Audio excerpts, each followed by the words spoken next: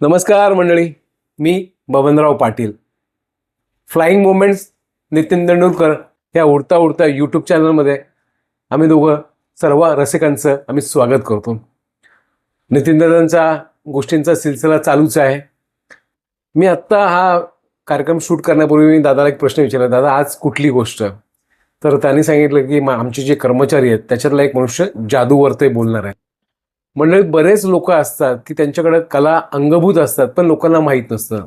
अगदी क्रिकेटच्या भाषेत बोलायचं तर ऋतुराज गायकवाड हा चांगला पत्त्यांच्या बाबतीत जादू करतो. आपला गब्बर, काय गब्बर काय नाव त्याचं? अमजद सिंग नाही गब्बर नाही, क्रिकेटर आपला शिखर धवन. शेखर धवन, तो चांगला फ्लूट वाजवतो. तर दादा आज त्यांच्यातला जो कर्मचारी आहे तो इतका उत्तम जादूगर आहे असं मला तो सांगत होता. तो त्या जादूगाराची तो आज कथा सांगणार आहे. चला ऐकूया आता आपला जादू बरे आवाज जात नितीन दादा काय आपल्याला सांगणार आहे ते. उडता उडतासाठी पुन्हा एकदा सर्वांचं मनापासून स्वागत. नमस्कार. तर एक जुनी म्हण आहे, चायनीज बहुधाची चायनीज म्हण असेल, पण जर तुम्हाला 2 पैसे मिळाले तर त्या एका पैशाची तुम्ही भाकरी घ्या, ती तुम्हाला जगवते. आणि दुसऱ्या पैशाचं तुम्ही फूल घ्या, कारण ते फूल तुम्हाला कसं जगायचं ते शिकवते. क्या बात आहे. तर आपल्याला आपली भाकरी म्हणजे आपलं प्रोफेशन जे काय असतं, ज्याच्यातून आपल्याला पैसा मिळतो, जे काय नोकरी धंदा जे काय असेल ते. धंदा. आणि कारण त्याच्या जे आपल्या बेसिक नीड्स आहेत, म्हणजे उदाहरणार्थ अन्न, वस्त्र, निवारा, इंटरनेट सुद्धा वगैरे बेसिक. आता नाही असं, आता मी माझी सुधारणा केली की लोकांना 5 गोष्टींची आवश्यकता आहे: अन्न, वस्त्र, निवारा, क्रिकेट आणि मोबाईल. ते क्रिकेट पण त्याच्यातलं आलंच, तुमच्या भावनेचा एक भाग आलाच. आणि त्याच्या व्यतिरिक्त म्हणजे ज्या गोष्टी तुम्हाला आवश्यकच आहेत, पण याच्या व्यतिरिक्त हे सगळं मिळाल्यानंतर सुद्धा तुम्हाला असं काहीतरी मिसिंग वाटतं. लोकांचं सहकार्य हवं असतं, प्रेम हवं असतं, तुमची आयडेंटिटी हवी असते, सर्व असतं त्या बाजूला. पण ह्या प्रोफेशनच्या पलीकडे ना, माणसाने नेहमी पु ल देशपांडे पण म्हणायचे की एका कलेचा तुम्ही छंद नेहमी बाळगावा, कारण त्या कलेचा छंद तुम्हाला जीवन कसं जगायचं ते शिकवतं आणि जीवनातला समतोल त्याने साधला जातो. ती कला वेगळ्या प्रकारची आहे. तर आमच्या एअरलाईनमध्ये आमचा जो जॉब होता तो आमचं प्रोफेशन झालं, करिअर झाली ती. पण त्यात सुद्धा काही कलावंत होते, अगदी अभिनेते होते. उदाहरणार्थ मी जर फेमस नावं सांगितली 2-4, चुकत नसतील तर फारुख शेख, तनुजा मला वाटतं या रस्ते होती. अच्छा. प्रिया तेंडुलकर नाव तुम्ही ऐकलं अर्थातच मोठं नाव आहे, ते मोठे नाव. तर त्याबरोबरच काही व्यावसायिक असे मिमिक्री करणारे होते, चित्रकार होते, गायक होते, नृत्यकला शिकलेले असे होते, आणि काही व्यावसायिक जादूगार होते. अच्छा. त्यातला मला ह्या मॅजिशियन जादूगाराबद्दल प्रचंड आकर्षण आहे. ते हातचलाखी असते हे ते स्वतः पण सांगतात, पण तरी सुद्धा ही हातचलाखी मला आवडते, कारण दॅट इज समथिंग, म्हणजे ते क्रिएट समथिंग. आता एका बॉक्समधून ते कबूतर उडवतात, हातचलाखी असेल पण समथिंग ॲडमायरेबल अगदी. तर आमच्या विमान प्रवासात एक जादूगार होते, त्यांचं नाव आपण घेऊया, नको दुसरं ठेवूया आपण, सोहम. ठीक. चांगले सिनियर होते, चांगले उंच वगैरे, आणि स्वभावाने खूप चांगले होते, पण ते थोडेसे एकांत प्रिय होते. तर आम्ही सारखं डिस्टर्ब नाही करायचो, आणि सिनियर पण होते. पण एके दिवशी आम्ही असे फ्लाईटने निघालो होतो, आणि सर्व्हिस झाली होती. कुठची फ्लाईट ते आठवत नाही, पण गॅलीचे कर्टन्स ओढून घेतले होते, आणि गॅली किती 2 फुटाची असते ना, सगळं कॉम्पॅक्ट असतं. मी मागे तुला सांगितलं. की विमानातल्या अर्धा इंच सुद्धा अत्यंत एक्सपेन्सिव्ह असतो. हो हो हो. तर 2 फुटात त्यांनी ते सगळं व्यवस्थित मांडलेलं असतं. हं. त्या 2 फुटात आम्ही ते सर्व 3-4 जण उभे होतो हं. आणि पडदा लोटून हे सोहम सर आले. हं. या दिवशी ते प्रसन्न मूडमध्ये होते. अच्छा. म्हणाले, hi guys, what are doing? हं. म्हटलं काही नाही, आम्ही गप्पा मारतोय. म्हणाले, you are welcome sir, you come in. ते म्हणाले, ते येऊन आमच्यामध्ये बसले. हं. तर मी त्यांना म्हटलं, मी तुमच्याबद्दल बरंच ऐकलंय, तर तुम्ही जादू खूप छान करता, तर आम्हाला एखादी करून दाखवा. हं. तर बाकीच्यांनी पण आग्रह केला. तर मग ते हसले. ते म्हणाले, ठीक आहे. त्याने मग एकाकडे नाणं मागितलं. हं. आता आपल्याकडे असं 10 रुपयाचं एक नाणं असतं, कॉईन. कॉईन. हं. ते कॉईन त्यांनी घेतलं आमच्या समोर. आता कितीशी जागा, एवढीशी जागा. हो त्यात चौघ जण आम्ही या हो. साईडला, दाटीवाटीने. ते मध्याभागी अशी हं. ती कॉईन. त्याने मग एकाकडून सिगरेट घेतली. हं. त्यावेळेस सिगरेट अलाउड होती. अच्छा. त्यावेळेस ती सिगरेट घेऊन त्यांनी त्या कॉईनवर ठोकली अशी आमच्या समोर. हं. आता कॉईन ही एवढी घट्ट असते की सिगरेट त्याच्यातून जाऊ शकेल का? नाही, अजिबात नाही. अजिबात नाही. त्याने ती अशी कॉईन ठोकली आणि नंतर अशी अशी आमच्या समोर कॉईन धरली. हं.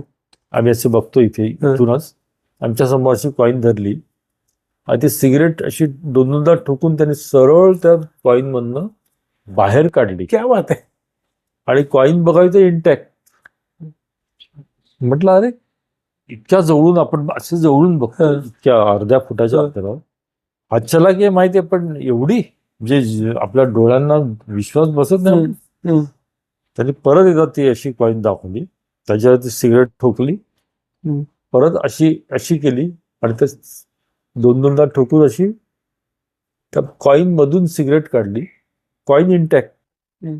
असं 2-3 वेळा त्यांनी करून दाखवलं. आम्हाला काय क्लू लागला नाही त्याचा. हं.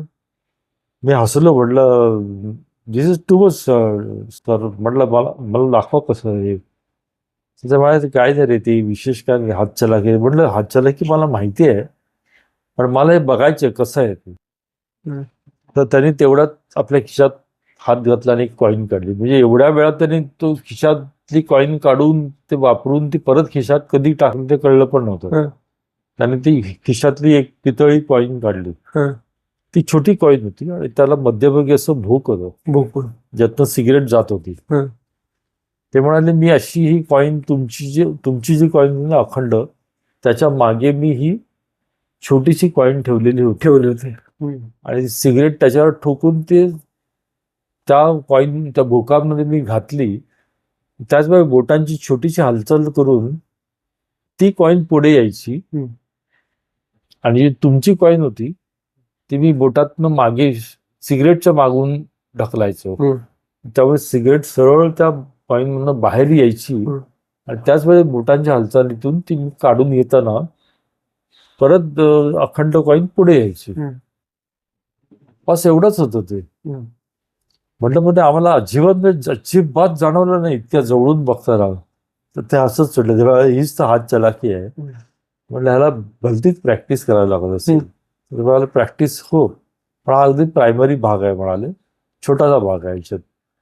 पण त्यांनी तो छोटासा भाग सुद्धा मला अतिशय भावून गेला. म्हटलं, दिस इज टू मच आहे. म्हणजे आपल्या इतक्या जवळून आपण जनरली मॅगझिनचे शो कसे बघतो की स्टेजवर स्टेजवर असतात असतात आणि आपण खाली आणि असतो. 10-15 फुटांवर कमीत कमी आपण बघतो. हं. हे म्हणजे आम्ही असे बघत असताना सुद्धा आम्हाला हं. लक्षात येत नव्हतं. हं. म्हटलं, मानला, म्हटलं, ही ट्रिमंडस जादू. हं. पण त्याची खरी जादू ना इथे एवढा संपली नव्हती. अच्छा. त्यांनी जी खरी जादू केली ना तशी जादू मी परत कधी बघितलेली आहे. हं. आता गल्फमध्ये मागे तुला मी सांगितलं सौदी अरेबिया, हं. त्याची कुवेट पण एक अशी एक कंट्री आहे, हं. देश आहे हं. जिथे मद्य अलाउड नाही. अच्छा. सिगरेट अलाउड आहे, सिगरेट चालते लिकर नाही. पण लिकर नाही. अच्छा. असो, म्हणजे त्यांच्या धार्मिकपणाचं आपण मान ठेवूया आपण, पण मद्यपान अलाउड नाही. पण कलाकार असतो ना, हं. त्या कलाकाराला नेहमी आव्हान आवडतं. हं. आतापर्यंत मिळालेल्या यशावर तो थोडा वेळ संतुष्ट असतो, परत तो अस्वस्थ होतो आणि याहून आणखीन वर जाण्याचा त्याचा प्रयत्न असतो. आणि त्यावेळेस विमान चाललं होतं ह्याला कुवेटला. मी त्या फ्लाईटमध्ये नव्हतो. तिथल्या क्रूने मला सांगितली ही गोष्ट. तर त्या क्रूने सांगितलं की सोहम सरांनी विमानातून ही बॉटल कुवेटला कॅरी करायची, स्कॉचची बॉटल, आणि तिथे आम्हाला पार्टी द्यायचं असं डिक्लेअर केलं. आता एक पहिलं लक्षात घेतलं पाहिजे की जेव्हा कुवेटला किंवा जेद्दाला क्रू मंडळी जातात, तिथे आम्हाला 3-3 दिवस 4-4 दिवस लेवर असायचे, म्हणजे फ्री डेज. आता जे व्यसनी माणसं असतात ना, ते एक दिवस सुद्धा दारूशिवाय राहू शकत नाही. बरोबर. त्यामुळे कुवेटला आणि जेड्डाला व्यसनी माणसं जाऊच शकत नाही. ही जे जाऊ ते असे मध्ये कुठे एन्जॉय करण्यासाठी वगैरे असे. आणि हे स्वतः दारू तर पित नव्हतेच. त्यांच्यात काही रिस्ट्रिक्शन्स वगैरे असतात त्याप्रमाणे. पण एक आव्हान जे असतं ना कलाकाराला, ते त्याने स्वीकारलं होतं. त्यांनी एअरक्राफ्ट पद्धती बॉन्डमध्ये असते, बॉन्ड ज्याला ज्याची विक्री केली जाते, गिफ्ट आयटम्स असतात म्हणा, किंवा परफ्युम्स म्हणा, किंवा सिगरेटची कार्टन्स, किंवा जे हे असतात लिकरचे बॉटल्स, जी लोक विकत घेतात, त्याला आम्ही स्काय बाजार असं नाव दिले. बाजार तो म्हणजे विक्रीचा. त्यातून त्यांनी एक स्कॉचची बॉटल विकत घेतली आणि ती सगळ्यांच्या देखत हँडबॅगमध्ये ठेवली. सगळे सांगत होते, सर असं करू नका, पकडले जीवावर बेतणार आहे ते, कारण त्याची पनिशमेंट म्हणजे तुरुंगवास आहे. नोकरी तर जाईलच, पण तुरुंगात तुम्ही जाल आणि इतकं नाही, जीवाचं काही सांगता येत नाही. पण जो कलाकार असतो ना, तो कलाकार त्याला ह्याची पर्वा नसते. ते म्हणाले, तुम्हाला मी कुवेटमध्ये पार्टी देणार हे मी ठरवलेलं आहे, त्यामुळे प्रश्न येतच नाहीये. विमान उतरलं, लोक कस्टममध्ये आले, कस्टमवाल्यांनी बॅगा उघडायला सुरुवात केली. सोहम सरांचा नंबर आलाय. त्याने सुटकेस ओपन केली. सुटकेस मध्ये बॉम्बे येणार, कार्गो मध्ये असते, त्यामुळे त्याच्यात काय नव्हतंच. मग ब्रीफकेस ओपन करायचं, म्हणजे हँडबॅग ओपन करायचं की त्या हँडबॅग मध्येच त्यांनी बॉटल ठेवली होती. सगळ्यांनी श्वास रोखले. सोहम सरांनी स्वतःहून त्या टेबलावर, कस्टम ऑफिसच्या टेबलावर आतलं सगळं सामान असं समोर काढून ठेवलं. साईड पॉकेट्स ओपन करून त्यातलंही सामान ओपन करून समोर ठेवलं. त्यांनी बघितलं तर मला, ओके, नो प्रॉब्लेम, नेक्स्ट. सगळे आले की लक्झरीमध्ये. सोहम सर मागे जाऊन शांतपणे बसले होते, त्यांना कोण डिस्टर्ब करणार, ते सिनियर होते. हॉटेलमध्ये सर्वजण आले. आमचं हॉटेल आता कुवेत रिच ना, कुवेतचं हॉटेल म्हणजे असं मेरिडियन किंवा असं कुठचं तरी असं 7 स्टार हॉटेल होतं. आणि त्याला एक अशी मोठी प्रशस्त अशी क्रू रूम म्हणतात ना आपण, ती क्रू रूम होती तिथे. आणि त्यात सगळं काय असतं, म्हणजे फ्रीज असतो, टीव्ही आहे, ब्रेकफास्टचे आयटम्स असतात, आणि बरंच काय असतं तिथे. तिथे हे सगळं जण लँडिंग नंतर कपडे वगैरे बदलून आले क्रू लोक.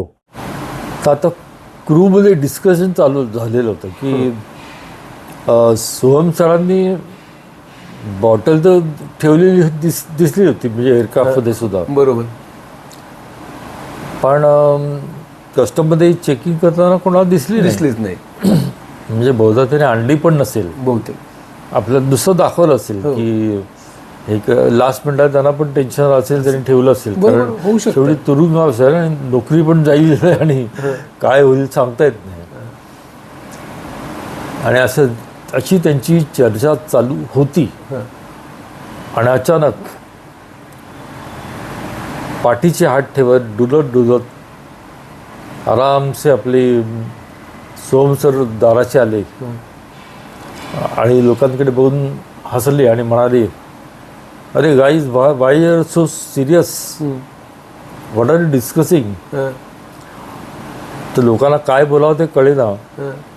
ते एकमेकांच्या तोंडाकडे बघत बसले होते. मला अरे मी तुम्ही कुवेतमध्ये आहात ना, आणि कुवेतमध्ये असून तुम्ही असे सिरियस चेहऱ्याने कसे वावरता, धीर गंभीर, धीरगंभीर चेहऱ्याने कसे वावरतात. अरे हॅव सम फन ना, असं करून त्यांनी मागच्या हातातून एकदम ती बॉटल अशी उंचावर दिली, ब्लॅक लेबलची. म्हणाले चिअर्स गाईज, असं करून त्यांनी त्या टेबलावर मध्यभागी ठेवली. आणि म्हणे enjoy your drinking in Kuwait. कुवेतमध्ये अलाउड नाही ना, ड्रिंक इन कुवेत नाव. This is my party from my side. क्या बात आहे. दादा, मला एक साधा प्रश्न पडलाय. ठीक आहे, हात चलाकी वगैरे ठीक आहे, पण ती एवढी मोठी बाटली, हा खंबा त्याने आणला कसा? तीच माझं म्हणणं आहे. हीच तर जादू असते. कारण त्यांनी स्वतःच्या हातांनी कस्टम ऑफिसर समोर सगळे सामान ओपन करून दाखवलं. हो हो. आता तिथेच त्याच्या हातच्या खरा हे होता की ती बॉटल पण त्यांनी तेवढ्या ह्याच्यात कुठेतरी अशा रीतीने ठेवली, जसं आम्हाला ते नाणं दिसेल असं झालं तिथून. तशाच पद्धतीने त्यांनी हातचलाकी काहीतरी तिथे केली. बॉटल असून सुद्धा त्या कस्टम ऑफिसरला दिसली नाही, आणि ते घेऊन आली तिथे. इजंट इट, म्हणजे ही खरी जादू नाही का? बरोबर. जीवावर बेतलेले होते. समजा जर दिसली असती तर काय झालं असतं, जीवावर बेतलं असतं. पण त्यांना आफ्टर ऑल हे जे कलाकार त्यांनी ते आव्हान स्वीकारलं होतं, आणि त्यांनी दाखवलं ही हात चलाकी मी इथेही करून दाखवतो. क्या बात आहे, क्या बात आहे. आणि त्यांनी ती करून दाखवली. अशी जादू मी पुढे बघितली नाही आत्तापर्यंत. सलाम. क्या बात आहे, क्या बात. तर पुढे आपण अशाच काही किस्सांसाठी आपण भेटणार आहोत. तर भेटू आपण पुन्हा एकदा अशाच काही आणखीन चांगल्या किस्सांसाठी. तोपर्यंत आपल्या जीवन प्रवासाला हार्दिक शुभेच्छा. बॉन व्हाईच. मंडळी, नितीन दादाने जादूचा किस्सा सांगितला, पण असं जादूगारांच्या मध्ये असं बोललं जातं की जादूगाराला त्याच्या जादूबद्दल विचारायचं नसतं, त्या जादूचा आपण आनंद घ्यायचा असतो, ती जादू अनुभवायची असते काय, पण त्याच्या मुळाशी जायचं नसतं. तर दादाने एक सुंदर आपल्याला एक कथा सांगितली काय, त्याच्यामुळे आपण अधिक पुढच्या नवीन एपिसोडमध्ये नवीन आपण कथा ऐकायला आपण जरूर उपस्थित राहा. तुर्तता आम्ही इथेच थांबतो. धन्यवाद.